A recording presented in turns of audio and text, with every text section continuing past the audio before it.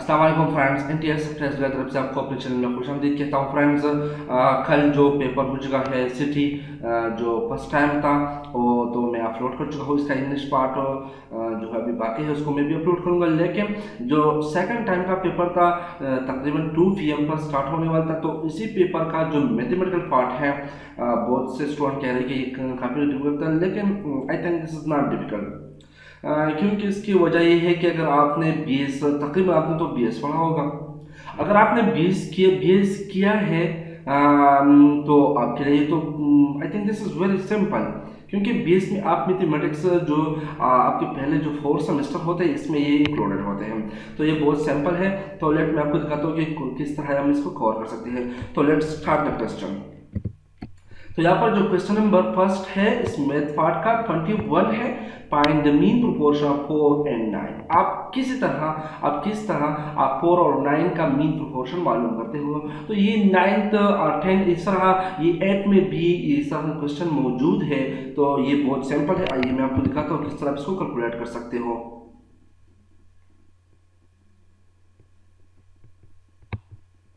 तो ये just a simple way है। लेट में 4 और 9 की जो मीन प्रोपोर्शन है उसको मैं x कंसिडर करता हूँ। ये है x जो इन दोनों के दरमियान मीन प्रोपोर्शन है।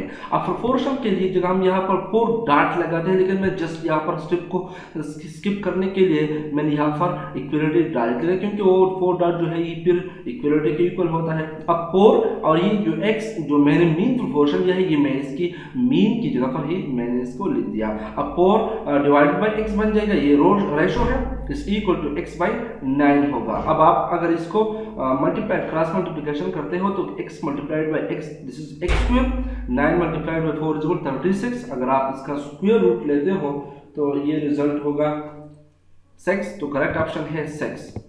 तो यहाँ पर करेक्ट ऑप्शन हुआ 6, दिस इज ऑप्शन ए, ये करेक्ट है। Now question number 22, the second derivative of this is very simple। लेकिन अगर आपने डिराइवेटिव के बारे में थोड़ा सा भी आइडिया है, आप इसको जस्ट विद इन 2-3 स्टेप इसको कवर कर सकते हो, अगर आप इसको समझ पा रहे हो। तो लेट मैं आपको दिखाता हूँ किस तरह आप इसको सॉल्व कर सकते हो।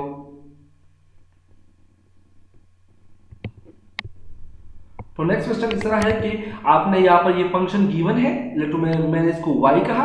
अब इसको मैं डिफरेंशिएट करता हूँ विद रिस्पेक्ट टू x। ये मैं स्टैंडर्ड तरीका फॉलो कर रहा हूँ, इसीलिए आप मैंने इसको बहुत स्टेप में लिया, लेकिन मैं आपको इसको विद इन 1 स्टेप भी आपको कर सकता हूँ, या with in just very simple है 2 स्टेप में इसको मैं कवर कर सकता हूँ। तो यहाँ पर dy बाई dx, यहाँ पर अगर आप इसको डेरिवेटिव अप्लाई कर दो, इसके बाद ये जो x क्यूब है इसको हम पावर रूल अप्लाई करते हैं। पावर रूल ऐसा कि अगर आप इसका पावर को जो कांस्टेंट है इसको बाहर रख दो, इस तरह इसके पावर से x सब्ट्रैक्ट कर दो, इसके बाद अब इसको आप जिस पर पावर है इसको आप अप्लाई कर दो, dx बाई dx बन जाएगा। प्लस सिंपल रूल वही इसको यहाँ पर भी अप्लाई कर दो, तो यहाँ पर ये 2 बाय x पावर से x minus d by dx, और ये है d by dx of x equal 1 होता है। इसका चेंज इक्वल टू 1 होता है, कैंसिल आउट नहीं होता। अगर आप इसको इसका तरह कंसीडर करते हो तो ये गलत है। ये इसका जो रेट ऑफ चेंज है ये 1 बराबर होता है, जबकि कांस्टेंट की डेरिवेटिव 0 के बराबर है। अब ये 3x स्क्वायर बन जाएगा, ये भी 1 है, ये भी 1 है, ये 4x प्लस 3। ये कहते हैं कि सेकंड डेरिवेटिव फाइंड करो, ये फर्स्ट डेरिवेटिव बन गई। अब इसको हम y प्राइम से रिप्रेजेंट करते हैं, dy बाई dx से रिप्रेजेंट करते हैं, अगेन इसको डिफरेंशिएट करते हैं। यहाँ पर मैंने ये हेंस दिया कि ये dx by dx is equal to 1 है।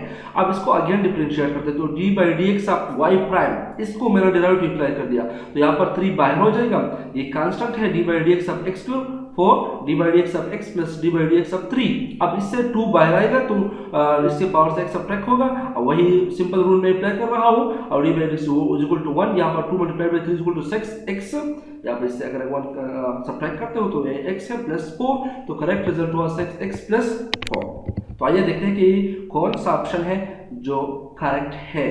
6x plus 4, this is option D, ये करेक्ट है। Now question number 23, what are the solution of equation this equation? इसका solution क्या है? तो ये भी सिंपल है, आई थिंक 8 से लेकर 10 तक ये इसमें इंक्लूडेड होता है। ये जस्ट आप इसको फैक्टराइज करते हो, तो फैक्टराइजेशन के लिए यहाँ पर आपने जस्ट हमारे स्ट्रिप को फॉलो करना होगा। अगर अगले टेस्ट में ये हो सकता है तो जस्ट इस स्टेप को फॉलो करो। आप अगर आप फैक्टराइजेशन करते हो तो आप ये जो फर्स्ट एक्स स्क्वायर है इसके कोएफिशिएंट को और ये जो 14 है इसको मल्टीप्लाई कर दो। अगर कोएफिशिएंट को मल्टीप्लाई नहीं करते तो सारे जो टर्म्स है दोनों टर्म को मल्टीप्लाई करते हो तो इसको मल्टीप्लाई करो 14x स्क्वायर बन जाएगा। अब ये जो सेंटर वाला रह गया 9x, इसको स्प्लिट कर दो, इसको 2 पार्ट में तकसीम कर दो। तो इस तरह तकसीम कर दो कि इसकी मल्टीप्लिकेशन से ये बनेगा जबकि एडिशन या सब्ट्रैक्शन से वापस ये 9x b होगा। तो अगर मैं इसको सब इस 7x और 2x इस तरह स्प्लिट कर दूं तो ये 9x मुझे रिजल्ट देता है, ठीक है। इसके बाद अगर मैं इसको मल्टीप्लाई करता हूं तो 14x स्क्वायर है। तो यहाँ पर अब मैं इसको इसी 2 फैक्टर फॉर्म में इसको लिखता हूं। अब ये जो है इन दोनों के दरमियान आपने कॉमन लेना है x, तो यहाँ पर x कॉमन x प्लस 7, जबकि यहाँ पर भी आपने कॉमन लेना है 2, तो x प्लस 7 ये रहेगा। अब ये जो x प्लस 7 है और ये x प्लस 7 ये दोनों सेम है, इस दोनों से कॉमन ले लो तो यहाँ पर x बचेगा, यहाँ पर 2 बचेगा, तो x प्लस 7 x प्लस 2। अब ये दोनों इक्वल टू 0 है। अब दो नंबर इक्वल टू 0 तो ये मतलब है या ये इक्वल टू 0 या ये 0 है। अब जस्ट इसको सॉल्व कर दो, x equal to -7 is equal to -2। तो आपके साथ जो करेक्ट ऑप्शन हुआ वो ऑप्शन है ऑप्शन डी। इसमें भी ऑप्शन डी है -7 और -2। नाउ नेक्स्ट क्वेश्चन है इंटीग्रेशन से, integration -π to 5x + x square dx। अब आपने इसको सॉल्व करना है। ये क्वेश्चन जो है वेरी सिंपल है, जस्ट फॉलो माय मेथड।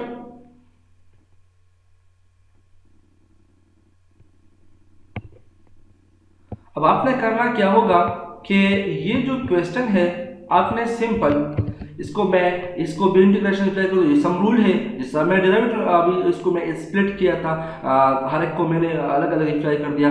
तो यहाँ पर x को अलग डेरिवेटिव इंटीग्रेशन, सॉरी यहाँ पर ये इंटीग्रेशन है, जबकि x स्क्वायर की अलग इंटीग्रेशन अप्लाई होगा। अब हमारे साथ एक रूल है कि x⁻n इंटीग्रेशन dx ये किसके बराबर होता है। अगर आप आपने पहले गौर किया हो तो डेरिवेटिव मैं इसमें पावर को स्प्लिट कर रहा था, सॉरी इसमें पावर को मैंने सब्ट्रैक्ट करा था, -1 लगाया था, जबकि पावर के साथ ये जो पावर होता है उसको मैं कोएफिशिएंट पे ले जाता। अब इंटीग्रेशन चूंकि डेरिवेटिव का रिवर्स प्रोसेस है तो इसका कोएफिशिएंट क्या होगा, ये इनवर्स में होगा या डिवीजन डिनोमिनेटर में होगा, जबकि इसका जो पावर है ये डिक्रीज नहीं होगा, ये इंक्रीज होगा, इसका पावर 1 से ज्यादा हो जाएगा। तो यहाँ पर इसको मैं रूल अप्लाई करता हूँ, तो ये इसका पावर है 1, तो x का पावर होगा 1 पावर है 1 ऐड कर दो तो 1 + 1 = 2। इस तरह ये 1 + 1 -π to 5। अब ये डिफरेंट इंटीग्रल इसको हम इस तरह अप्लाई करते हैं, प्लस इस तरह यहाँ पावर 2 है 2, इसको साथ एक में ऐड करूंगा, यहाँ पर ये n है तो 2 + 1 -π to 5 + c।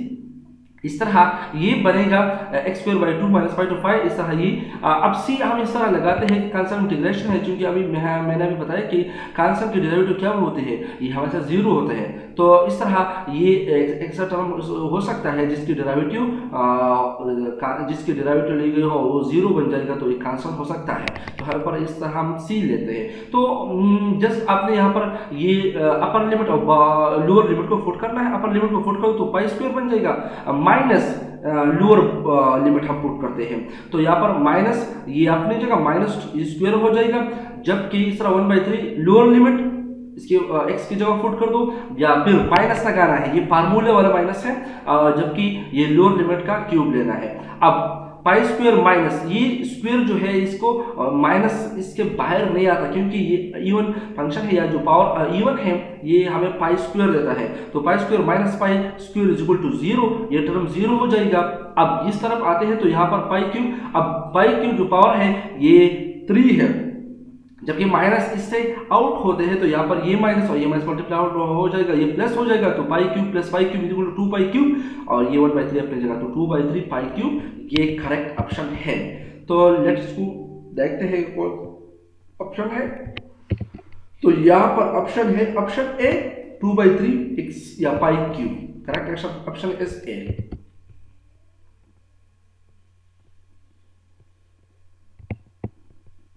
Now next part है क्वेश्चन 25 से, ये है इसको सिंप्लीफाई करना है, तो ये भी मैं आपको दिखाता हूँ कि किस आप इसको सिंप्लीफाई कर सकते हो।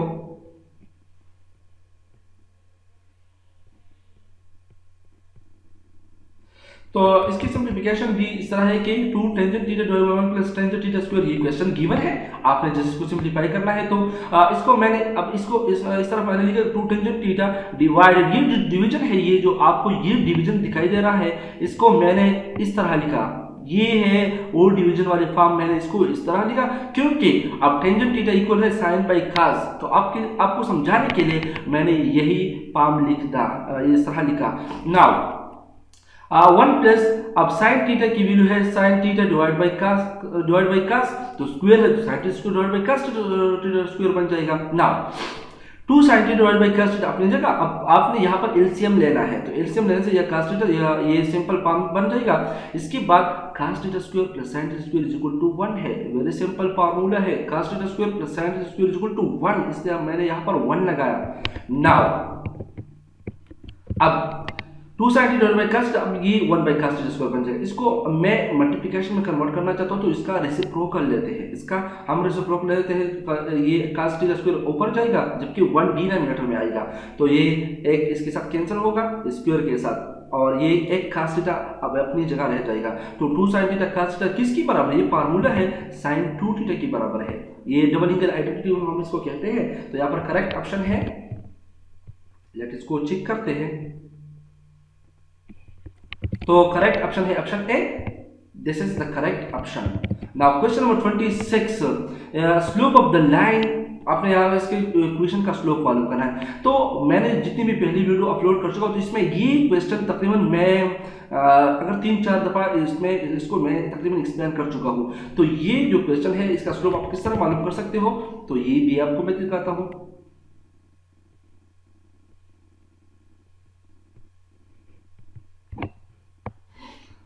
तो ये वो इक्वेशन है, आप जिसको डिफरेंशिएट कर दो विद रिस्पेक्ट टू एक्स, तो इसको डेरिवेटिव टर्म को डेरिवेटिव अप्लाई कर दो, तो यहाँ पर 2 dy by dx minus dy by dx और derivative of 1 is equal to 0, जबकि ये dy बाई dx आप इसको मालूम करना चाहते हैं, इसको आप ये आपका टारगेट है। तो -5, अब इस 5 को इस साइड पर ले आओ, तो 2 dy by dx is equal to 5।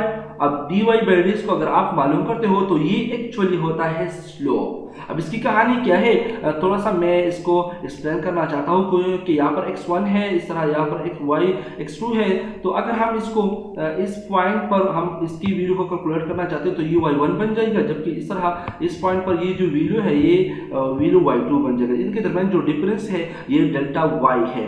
तो delta y divide by delta x को अगर हम मल्टीप्लाई करते हैं, तो ये 2 पॉइंट बिल्कुल ही करीब आते हैं, तो डेल्टा x वेरी स्मॉल बन जाते हैं। तो ये तब रिप्रेजेंट करता है इक्वेशन ऑफ टेंजेंट लाइन को, इसी पॉइंट पर ये रिप्रेजेंट करता है इक्वेशन ऑफ टेंजेंट लाइन को, और ये एक्चुअली उसका स्लोप हमें देता है। तो 5/2 ये क्या है, ये स्लोप है।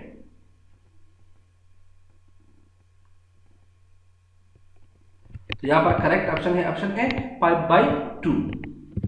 नाउ नेक्स्ट क्वेश्चन है क्वेश्चन नंबर 27। ये तो I think this is very simple.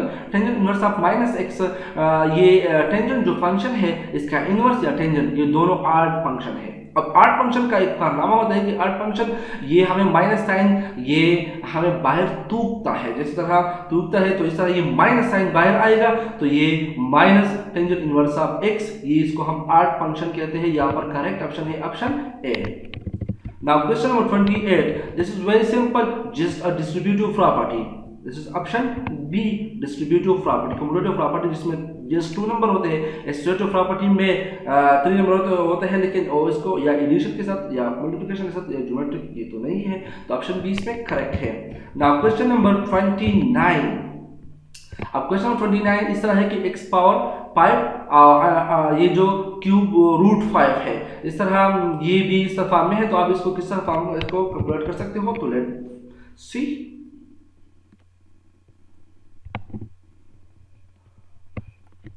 तो ये है वो क्वेश्चन। अब x पावर 5 ये O5 है, जबकि इसका मतलब है ये 1 और 5 है, ये भी और 7 इस तरह ये 1/7 है। इसको जस्ट पावर रूट को अप्लाई कर दो, पावर अगर पावर के साथ हो तो ये इसके साथ मल्टीप्लाइड हो जाएगा, तो ये कैंसिल आउट, तो x multiply x just x square, very simple. तो करेक्ट ऑप्शन है x स्क्वायर, ऑप्शन सी इसमें करेक्ट है। Now question number 30। Question number 30 है geometric mean of 9 and 36 is. आप ज्योमेट्रिक मीन ऑफ 9 और 36 को किस तरह फाइंड कर सकते हो, तो लेट्स सी। ये है 9 is equal to A, B is equal to 36। अब ज्योमेट्रिक मीन अगर आप मालूम करना चाहते हो तो इसका ज्योमेट्रिक मीन होता है A B under root, just A B under the root. अगर 3 नंबर है तो ए बी सी, इसका पावर लेना है 1/3 क्यूब रूट जो इसको हम कहते हैं। तो यहाँ पर 9 मल्टीप्लाई 360 है, इसका रिजल्ट होता है 18, तो ये करेक्ट ऑप्शन है 18। तो लेट्स सी, तो यहाँ पर करेक्ट ऑप्शन हुआ ऑप्शन ए, ये है करेक्ट ऑप्शन।